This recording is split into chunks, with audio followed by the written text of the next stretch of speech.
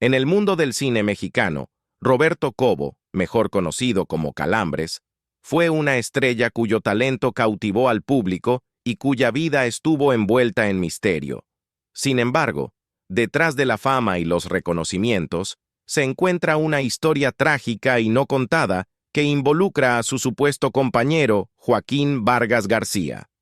Aunque nunca se ha confirmado su relación, se creía que el vínculo entre ellos era de un gran amor y profunda conexión emocional. Pero al final, fue una serie devastadora de eventos que ató para siempre sus nombres en la tragedia. ¿Qué llevó a las desgarradoras muertes de estas dos figuras? Si esta historia te intriga, asegúrate de dar like a este video y suscribirte para más relatos cautivadores sobre las vidas de las estrellas. Haciendo su nombre. Eleuterio García Romero, conocido mundialmente como Roberto Cobo, o como se le conocía cariñosamente, Calambres, nació el 20 de febrero de 1930 en el pequeño pueblo de General Suazua, Nuevo León. Desde temprana edad, Roberto estuvo inmerso en el mundo de la actuación. Hijo de los actores Luis García y Ernestina Romero, estaba destinado a seguir sus pasos. Su incursión en la actuación comenzó a los 8 años, cuando debutó en una compañía de teatro itinerante. Pocos sabían en ese entonces que este joven de Nuevo León estaba destinado a la grandeza en la pantalla grande. La tragedia golpeó pronto la vida de Roberto con la muerte de su padre. Pero el destino tenía un camino diferente reservado para él. Su madre se casó nuevamente con Alejandro Cobo, y fue de él que Roberto adoptó el apellido que más tarde se asociaría con el icónico Calambres. Este cambio marcó el inicio de su identidad artística, una que dejaría una huella imborrable en el cine mexicano. La carrera cinematográfica de Roberto comenzó en 1945, cuando consiguió un pequeño papel en Los 7 niños de Écija. Aunque su participación fue menor, su talento innato ya se hacía evidente. No pasó mucho tiempo antes de que lograra hacerse un nombre, destacándose tanto en teatro como en cine. Lo que lo hizo verdaderamente inolvidable fue su estilo de danza único y exagerado, tan distintivo, de hecho, que le valió el inolvidable apodo de Calambres, un testamento de su electrizante y poderosa presencia en pantalla. Pero fue en 1950 cuando la carrera de Roberto Cobo dio un giro monumental. Su interpretación de El Jaibo en la obra maestra de Luis Buñuel Los Olvidados cambiaría el rumbo de su vida. La película, una cruda exploración de la pobreza, la juventud y la desesperación en la Ciudad de México, no solo consolidó el legado de Buñuel como uno de los grandes directores del cine, sino que también catapultó a Cobo a la fama nacional. Su interpretación conmovedora del problemático y violento El Jaibo le valió el primer premio Ariel como mejor actor joven, un reconocimiento que lo consolidó como uno de los mejores actores de México. El éxito de Los Olvidados fue solo el comienzo. La colaboración de Roberto con Luis Buñuel continuó en Su vida al cielo, 1951, donde interpretó al personaje de Juan. La película, otra joya de Buñuel, profundizó la asociación de Roberto con personajes complejos y multifacéticos, lo que afianzó aún más su reputación en la industria del cine. Pero la carrera de Roberto no se detuvo ahí. Durante las siguientes décadas, apareció en una variedad de películas, cada una mostrando su versatilidad y notable capacidad para dar profundidad a sus papeles. Continuó impresionando a las audiencias en filmes como El lugar sin límites, 1978, y Dulces compañías, 1995. Su interpretación en El lugar sin límites le valió otro premio Ariel, esta vez por su papel en la oscura y conmovedora historia dirigida por Arturo Ripstein. Desvelando su vida privada. En el mundo del cine mexicano, existen ciertos actores cuyos papeles se vuelven icónicos, cuyas interpretaciones trascienden el tiempo y la cultura. Uno de esos actores fue Roberto Cobo, un hombre cuya carrera abarcó más de 5 décadas. pero fueron dos papeles clave los que realmente definieron su legado. Nacido el 20 de febrero de 1930 en la Ciudad de México, el camino de Roberto Cobo como actor estuvo marcado tanto por interpretaciones revolucionarias como por una vida personal vivida en secreto, especialmente en lo que respecta a su sexualidad. Cuando la gente recuerda a Roberto Cobo, hay dos papeles que vienen inmediatamente a la mente. El primero es su inolvidable interpretación de El Jaibo en Los Olvidados, 1950, de Luis Buñuel, una película que revolucionó el cine mexicano y puso a Cobo en el mapa como un actor talentoso. Pero el papel que realmente consolidó su lugar en la historia y que resonó profundamente con la comunidad LGBTQ+, fue su interpretación de la Manuela en El lugar sin límites, 1978, dirigida por Arturo Ripstein. Esta película marcó un hito en el cine mexicano, principalmente porque presentó el primer beso gay en la historia del cine mexicano. La interpretación de Cobo como la Manuela, una travesti gay que lucha por sobrevivir en un pueblo rural y desolado, fue cruda, poderosa y extremadamente real. Pero, ¿quién era Roberto Cobo? ¿Y por qué se le considera uno de los actores gay más importantes y ocultos en la historia del cine mexicano? Profundicemos en el hombre detrás de la Manuela. En 1977, cuando Cobo asumió el papel de la Manuela, el país no estaba preparado para la profundidad del personaje que estaba a punto de encarnar. México en los años 70 era un lugar donde el machismo predominaba, y las personas LGBTQ+, especialmente aquellas que no se ajustaban a los roles de género tradicionales, enfrentaban discriminación y hostilidad. La Manuela era una travesti que luchaba por sobrevivir en un mundo implacable, un personaje que no temía mostrar el rechazo social y el acoso que experimentaban las personas no conformes con su género. Para Cobo, interpretar a este personaje fue tanto un desafío como una oportunidad, pero también suscitó preguntas sobre su propia sexualidad.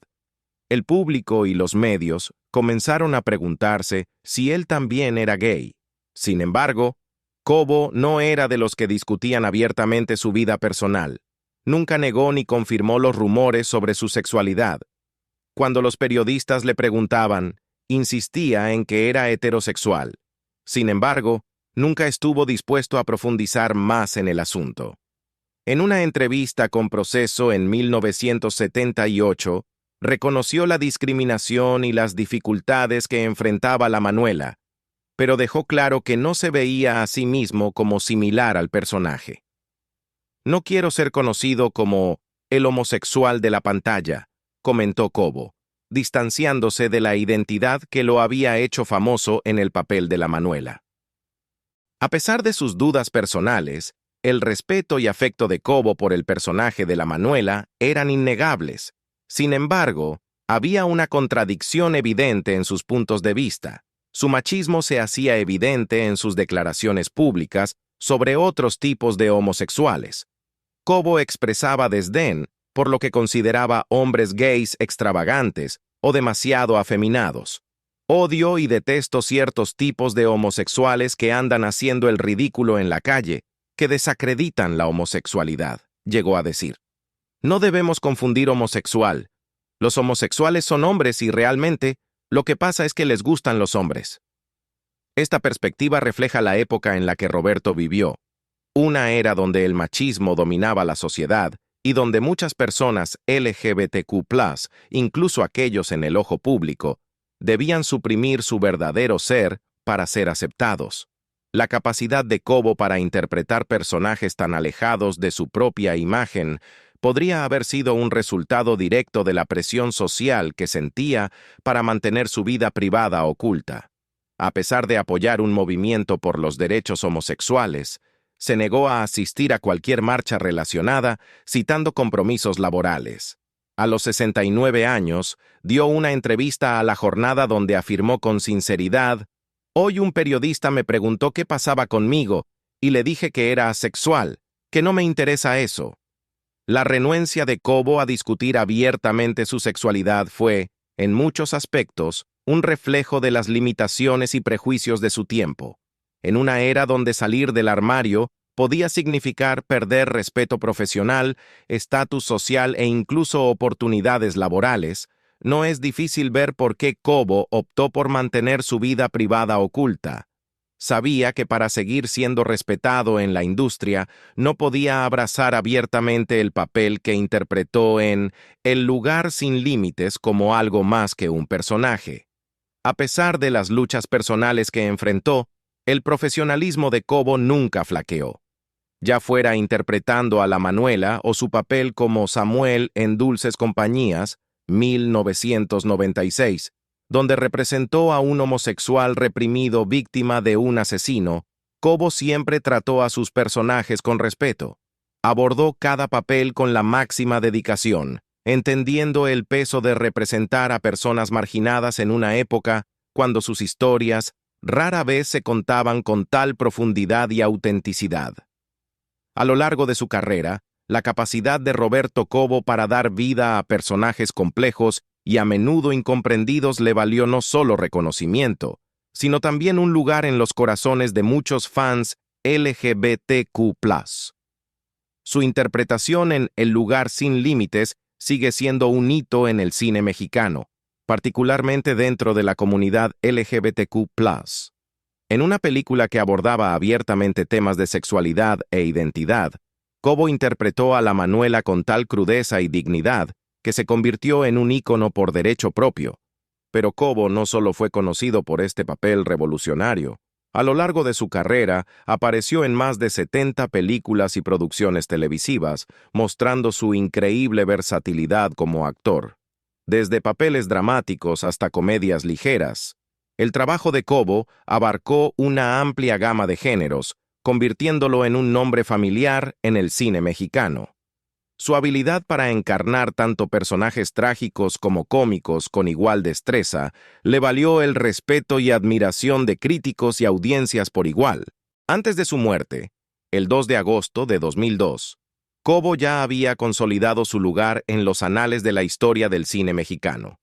Hoy, se le recuerda no solo por sus papeles icónicos en películas como Los Olvidados y El lugar sin límites, sino también como uno de los actores gay más significativos y ocultos en la historia del cine mexicano.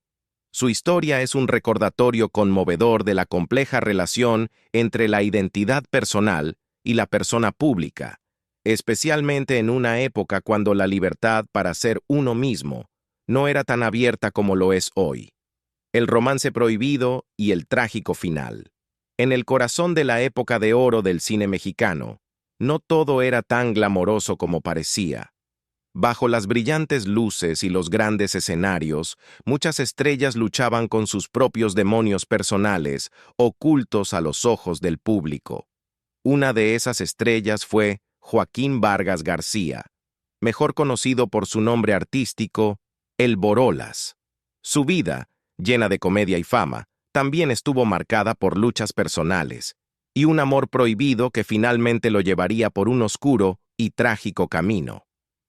El Borolas no solo surgió del mundo del entretenimiento de las carpas, los famosos shows itinerantes, que fueron la cuna de algunos de los mejores comediantes de México. Su gran oportunidad llegó en 1949, cuando el actor lituano Stanislaw Szylinski-Bachanska le ayudó a conseguir un papel secundario en la película Nosotros los Pobres, 1949.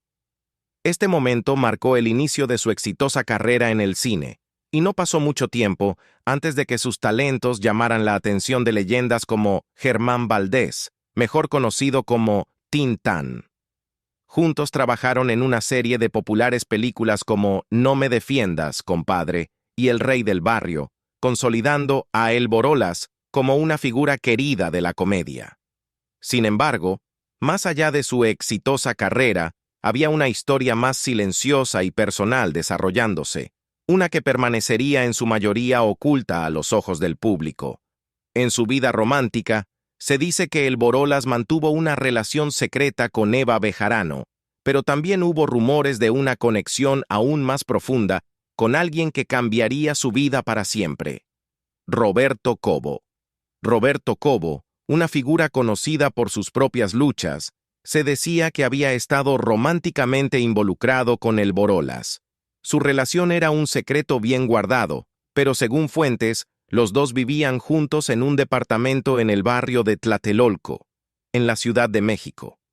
En una época en la que la sociedad aún no estaba lista para aceptar tales relaciones, ambos mantenían su amor oculto, deseando hacerlo público, pero silenciados por el miedo al ridículo. El trágico punto de quiebre llegó cuando circuló el rumor de que Roberto Cobo había intentado robarle dinero a El Borolas para alimentar su adicción a las drogas. La discusión que siguió destrozó su vínculo, y la ruptura dejó a El Borolas con el corazón roto y profundamente deprimido. Este evento lo empujó a una espiral de desesperación. En un intento por sacarlo de su miseria, intervino nada menos que Cantinflas, el legendario comediante y actor, quien lo introdujo a la masonería, y por un tiempo, Joaquín Vargas García comenzó a recuperar su estabilidad. Su carrera volvió a despegar, y consiguió el papel de Patiño en La criada bien criada, una interpretación que lo trajo de vuelta a la fama. Pero los demonios de su pasado no lo dejaron ir. A principios de los años 80, el Borolas cayó víctima de un joven bailarín que lo estafó, llevándolo de nuevo al peligroso mundo del alcohol y las drogas. La espiral descendente que siguió fue devastadora, y finalmente le costaría la vida. Joaquín Vargas García falleció el 13 de mayo de 1993 a causa de un paro respiratorio, dejando tras de sí un legado de comedia, pero también el trágico resultado de una vida truncada por la adicción y heridas no sanadas. La historia de El Borolas no solo trata sobre el ascenso a la fama de un comediante y el trágico final de su vida. También habla del costo del amor oculto y las luchas de la identidad en una sociedad que no estaba preparada para abrazar la diversidad. En una época en la que ser abierto sobre el verdadero ser era peligroso, El Borolas pagó un alto precio por su amor, sus secretos y la naturaleza opresiva del mundo que lo rodeaba. Sobrevivió al terremoto de 1985. El 19 de septiembre de 1985, la Ciudad de México fue sacudida por uno de los desastres naturales más devastadores en su historia. Un poderoso terremoto, con una magnitud de 8.1 en la escala de Richter, golpeó sin previo aviso, poniendo a la ciudad de rodillas. Fue una catástrofe que no solo destruyó edificios y hogares, sino que también cobró la vida de miles de personas. En medio del caos, hubo una historia de supervivencia que, aunque casi olvidada hoy en día, se erige como un testimonio de resiliencia, una historia que merece ser contada nuevamente. La milagrosa supervivencia de Roberto Cobo. En el momento del terremoto, Roberto ya era una figura conocida en México. Como actor popular, tanto en cine como en televisión, había ganado el afecto del público con sus papeles en innumerables producciones.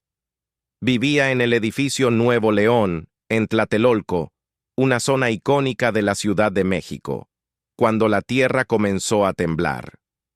Poco sabía que su vida estaba a punto de tomar un giro inimaginable.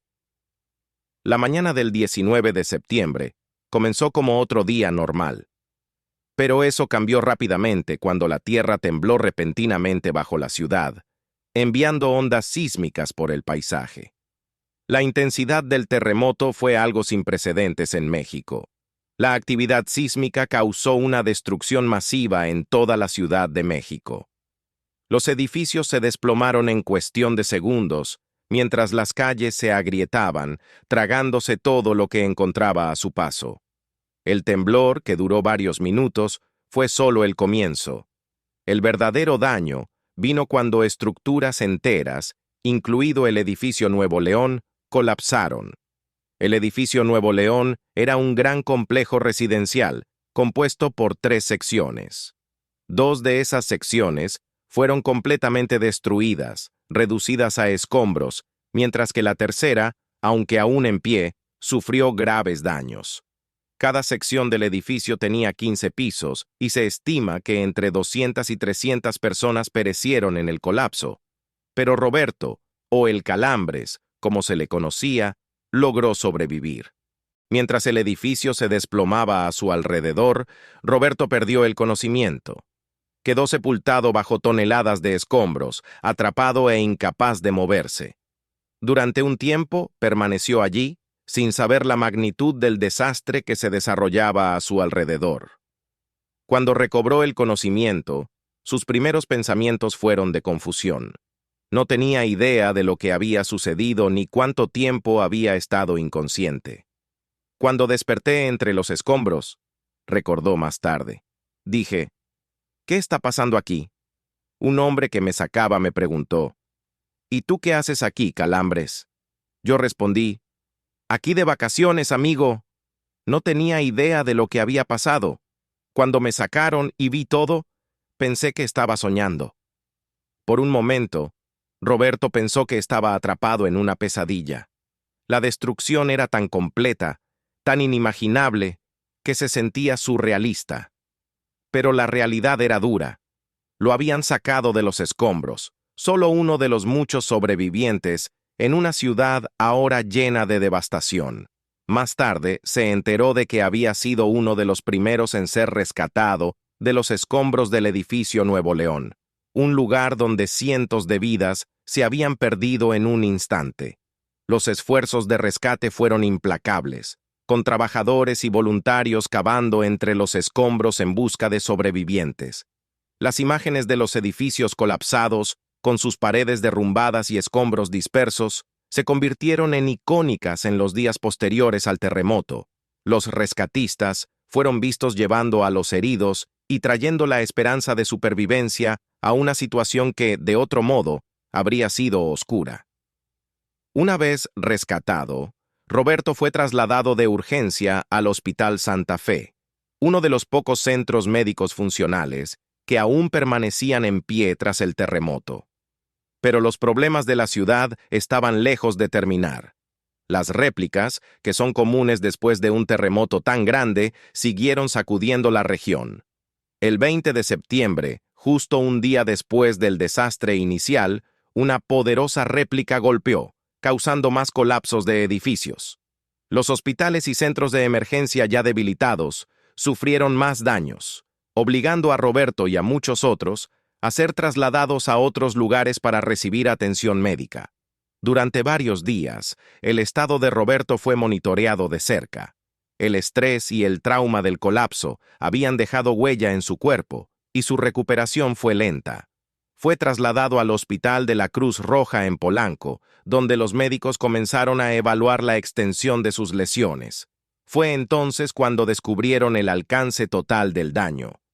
Roberto había sufrido una fractura grave en la cadera, probablemente como resultado de ser aplastado o golpeado por escombros durante el colapso. La fractura fue severa y los médicos temían que pudiera causar daños permanentes.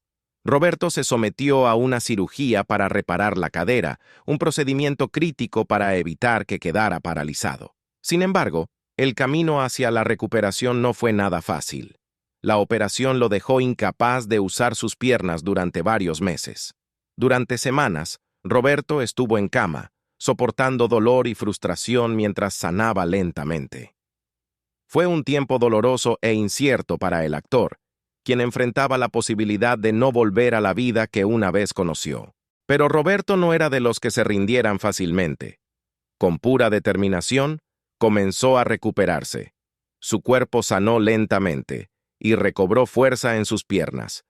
Aunque el camino hacia la recuperación fue largo, finalmente regresó a la pantalla, reanudando su carrera actoral tanto en cine como en televisión. A finales de los años 80, Roberto ya se había recuperado por completo y volvió a trabajar en producciones, continuando encantando al público con su presencia distintiva. Su carrera continuó durante los años 90 y más allá, con Roberto asumiendo una variedad de papeles en el cine mexicano. Su última aparición en la pantalla fue en 2003, cuando protagonizó Carambola, una película dirigida por Kurt Hollander. En esta película, Roberto interpretó al personaje El Desdentado, junto a otros actores destacados como Diego Luna y Jesús Ochoa. Aunque la película marcó su último papel en la pantalla, fue un final apropiado para una carrera que había abarcado varias décadas. Último capítulo. En el verano de 2002, la noche del 2 de agosto, el mundo perdió a un verdadero ícono del cine mexicano. Roberto Cobo, cariñosamente conocido como Calambres, falleció a las 8:25 de la noche. Su muerte fue el resultado de un infarto, provocado por una hemorragia esofágica que lo había mantenido hospitalizado desde el 29 de julio. Pero la historia de Cobo no solo se trató de los últimos días de su vida, fue sobre un hombre cuyo talento y espíritu desafiaron tanto los retos personales como profesionales durante décadas. Antes de su prematura muerte, Cobo estaba preparando un nuevo papel. Iba a actuar en un monólogo titulado Eros, Club Privados, una obra escrita específicamente para él. Era algo que había preparado cuidadosamente solo una semana antes de ser hospitalizado. Pero el destino tenía otros planes. El monólogo, como muchos otros proyectos en su carrera, quedó incompleto, un recordatorio del vibrante viaje artístico que se interrumpió demasiado pronto. De acuerdo con sus deseos, las cenizas de Roberto fueron esparcidas en el Océano Pacífico, frente a la costa de Acapulco de Juárez. Fue su última petición, un regreso a la naturaleza que siempre había atesorado, una conclusión poética para una vida marcada por una conexión innegable tanto con la tierra como con el arte que lo definió. Como dijo alguna vez Carlos Monsiváis, el renombrado escritor y académico, desafortunadamente, Cobo no tuvo una oportunidad similar a los olvidados por años y deambuló por las provincias y en películas cuyos nombres fueron afortunadamente olvidados. Monsiváis capturó la tragedia de la carrera de Cobo, una carrera que tenía mucho más por dar, pero que fue constantemente pasada por alto por la industria. A pesar de esto, el legado de Cobo es innegable. Fue un pionero, un luchador y, sobre todo, un artista que, en sus últimos momentos, continuó rompiendo fronteras con su arte. Las trágicas muertes de Roberto Cobo y su supuesto compañero, Joaquín Vargas García, quedaron para siempre entrelazadas, ambas terminando demasiado pronto, sus vidas cortadas por circunstancias fuera de su control. De alguna manera, sus destinos se reflejaron el uno al otro. Ambos hombres enfrentaron batallas personales que finalmente los llevaron a su temprana desaparición, sus historias entrelazadas en un giro desgarrador del destino. ¿Qué opinas sobre la misteriosa conexión entre Roberto y Joaquín? Comparte tus pensamientos en los comentarios. Y no olvides dar like, compartir y suscribirte para más historias del mundo del cine, donde la línea entre la fama y la tragedia a menudo es más delgada de lo que nos damos cuenta.